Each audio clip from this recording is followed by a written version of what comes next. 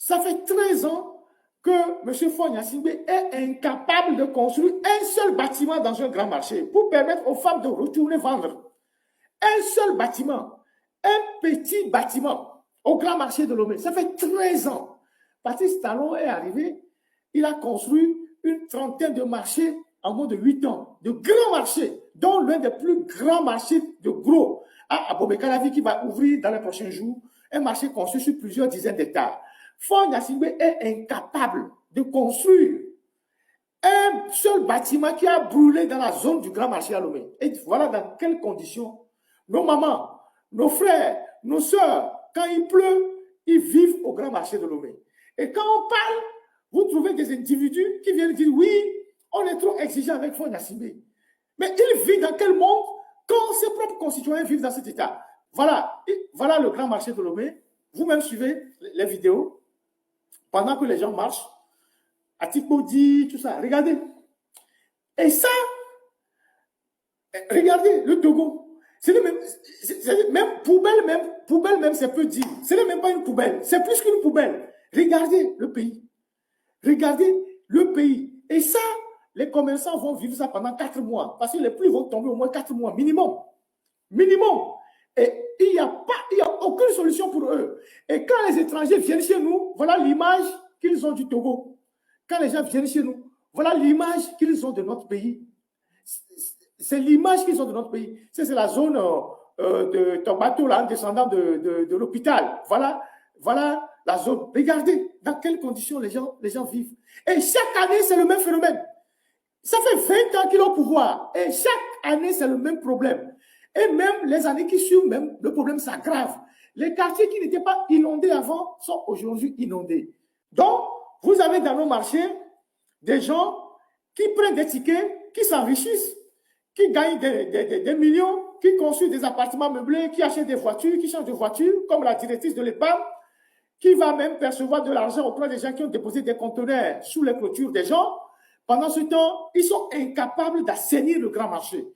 Ils sont incapables de construire des infrastructures pour permettre aux femmes chez qui ils prélèvent des impôts tous les jours, des taxes, de travailler dans de bonnes conditions. Et les gens veulent qu'on se taise, qu'on croise les bras et qu'on les regarde sans rien dire. Pendant que nos mamans qui sont harcelées dans les marchés par l'OTR, qui sont harcelées dans les marchés par les mairies, qui sont harcelées dans les marchés par les femmes, vivent et travaillent dans des conditions les plus abominables au monde.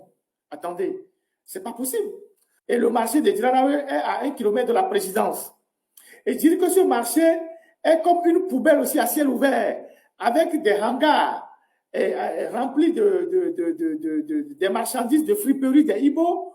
On s'est même permis de faire, la directrice du marché, de l'EPAM plutôt, s'est permis d'aller faire une retenue d'eau dans le marché. Et aujourd'hui, cette retenue d'eau déborde et inonde tous ceux qui sont là avec les étalages. Alors qu'il aurait juste fallu canaliser l'eau et faire passer l'eau sous le goudron et aller vers la zone de Djagblé. Je ne sais pas comment on appelle ça, les marécages de Djagblé. Parce que sous le goudron qui passe devant le marché de Diranawe, il y a une canalisation. Il aurait juste suffi de faire des jonctions pour que l'eau puisse prendre ces canalisations-là pour aller dans la plaine de Zior. Mais depuis, il n'y a pratiquement rien. Et donc, quand il pleut aujourd'hui, le marché de Diranawe est devenu comme une cuvette. Il reçoit énormément d'eau. Et donc, le marché est inondé. Et vous avez un chef d'État qui passe là-bas tous les jours. Pour aller à l'aéroport, pour revenir à la maison, il passe là-bas tous les jours. Et il ne s'est jamais arrêté là-bas pour regarder l'état dans lequel se trouve ce marché-là. Et on nous dit que celui-là, il gouverne bien le Togo. Non, mais attendez, mais c'est quand même insupportable. Et l'objectif du régime, c'est de discréditer aujourd'hui tous ceux qui sont des voix audibles sur le territoire et qui lui mettent en difficulté. Donc, ils vont inventer pas mal d'histoires. Ils en ont inventé, pour ça n'a pas marché. Maintenant, ils tombent sur les histoires ah oui, c'est la France qui les mobilise contre Faure Gnassingbé. C'est la France, on a besoin de la France pour dire que Faure Gnassingbé gouvernement le Togo. On a besoin de la France pour dire, quand Faure Gnassingbé est venu contribuer pour Notre-Dame de Paris, là, vous n'avez pas vu ça? Quand Faure Gnassingbé a été invité pour contribuer à la rénovation de Notre-Dame de Paris, vous n'avez pas vu ça? Arrêtez vos conneries. Hein. Nous sommes à l'ère où la désinformation, c'est comme une drogue. On invente des histoires pas possibles. Et comme si vous n'êtes pas lucide, vous allez tomber dedans facilement. Si vous n'avez pas pu m'acheter, ce n'est pas faute d'avoir tenté. C'est vous qui distribuez de l'argent aux opposants, qui donnez de l'argent au chef d'État de la région. Si vous n'avez pas pu acheter un petit bout d'homme comme moi, Ferdinand, c'est la France qui va m'acheter. Et combien la France peut me donner que vous ne voulez pas me donner? Si je vous demande tout à l'heure 100 millions pour me taire, vous allez donner ça?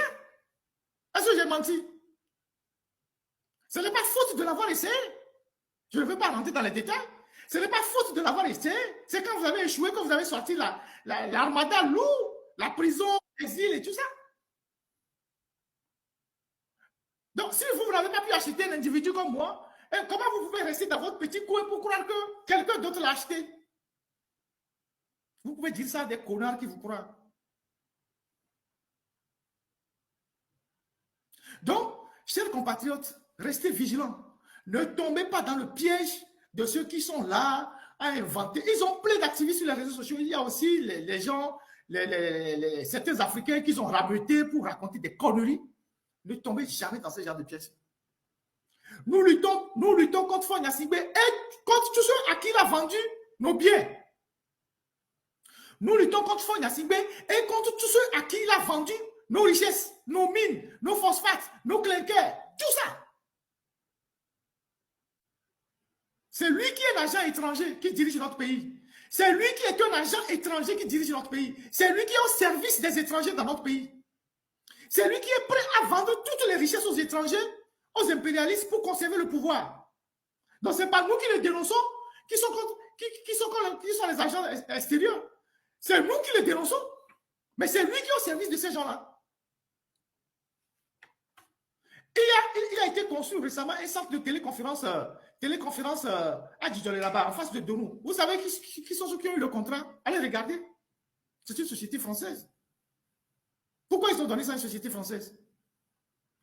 Le centre de téléconférence qu'ils ont inauguré là-bas, à Djidjolé là-bas, c'est un centre d'appel. C'est une société française qui a eu ça. Les Français ont débloqué de l'argent pour ramasser les ordures à Kara, la ville de Faure Gnassingbé. Vous n'en parlez pas. L'ambassade de France à Lomé a débloqué de l'argent avec l'Union européenne pour ramasser les ordures dans la ville de Kara, chez Faure Gnassingbé. Vous n'en parlez pas. Faure Gnassingbé lui-même, avec ses milliards, ces barons qui sont autour de lui, avec les milliards qu'ils ont volés, ils ne peuvent pas créer une ONG pour ramasser les ordures à Kara. C'est la France qui vient donner, je ne sais pas combien là, 5 millions d'euros pour ramasser les ordures à Kara. Vous avez vu la dernière fois, non? Les Français ont publié ça sur leur page, non? L'Union européenne aussi a publié ça.